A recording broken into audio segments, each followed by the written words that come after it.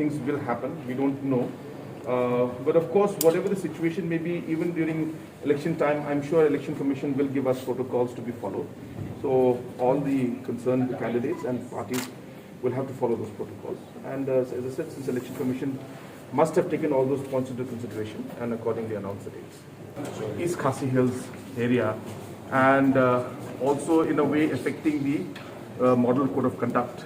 So we have to be slightly careful, and I want to make sure that we don't come into any kind of thing with the election code of conduct. So there are some important decisions we took, but it's not necessary that I need to explain the whole thing right now, because we have asked the departments to give us more details on those decisions.